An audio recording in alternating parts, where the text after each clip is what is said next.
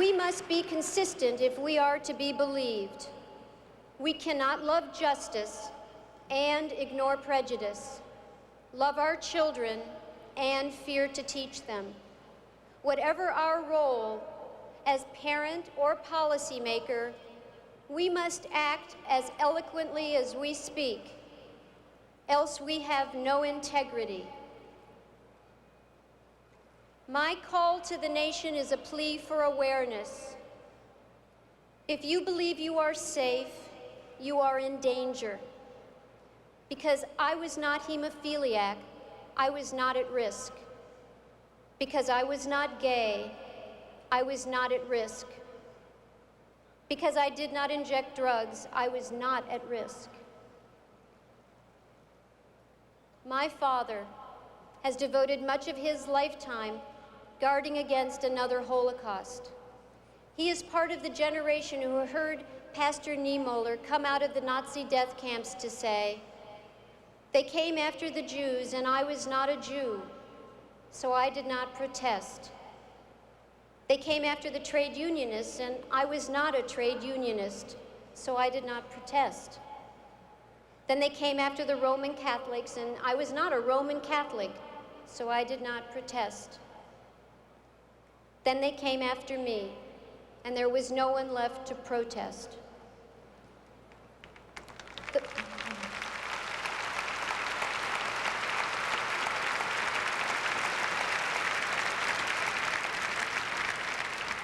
The lesson history teaches is this: if you believe you are safe, you are at risk. If you do not see this killer stalking your children, look again. There is no family or community, no race or religion, no place left in America that is safe. Until we genuinely embrace this message, we are a nation at risk. Tonight, HIV marches resolutely toward AIDS in more than 1 million American homes, littering its pathway with the bodies of the young men, young women, young parents, and young children. One of the families is mine. If it is true that HIV inevitably turns to AIDS, then my children will inevitably turn to orphans. My family has been a rock of support. My 84-year-old father, who has pursued the healing of the nations, will not accept the premise that he cannot heal his daughter. My mother refuses to be broken. She still calls at midnight to tell wonderful jokes that make me laugh. Sisters and friends, and my brother Philip, whose birthday is today, all have helped carry me over the hardest places. I am blessed, richly and deeply blessed, to have such a family. But not all of you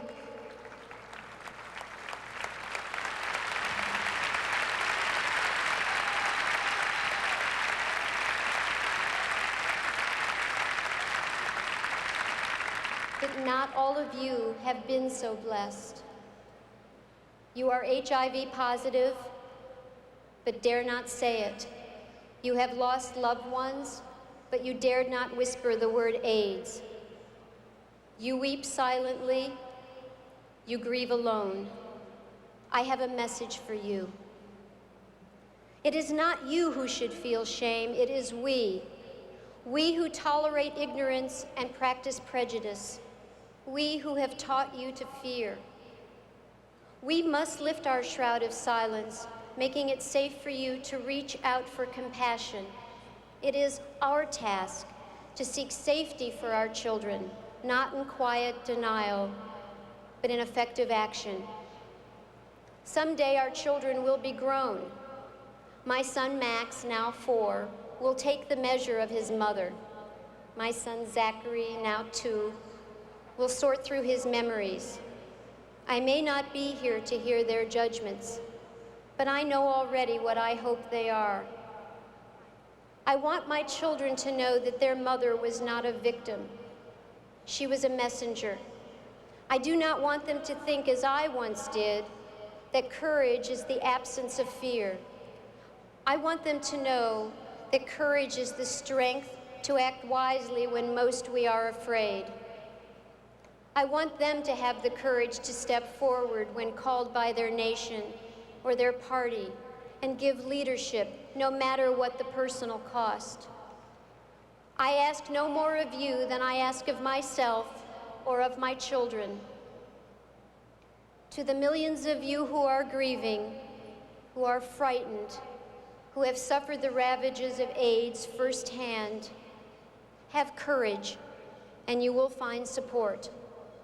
To the millions who are strong, I issue the plea: set aside prejudice in politics to make room for compassion and sound policy.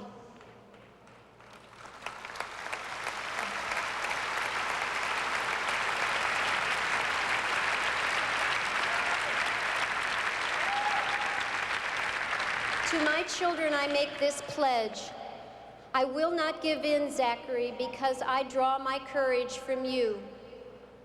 Your silly giggle gives me hope, your gentle prayers give me strength, and you, my child, give me the reason to say to America, you are at risk. And I will not rest, Max, until I have done all I can to make your world safe. I will seek a place where intimacy is not the prelude to suffering. I will not hurry to leave you, my children, but when I go, I pray that you will not suffer shame on my account. To all within the sound of my voice, I appeal.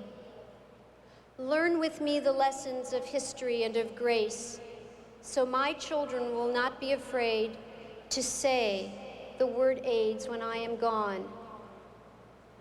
Then their children and yours may not need to whisper it at all.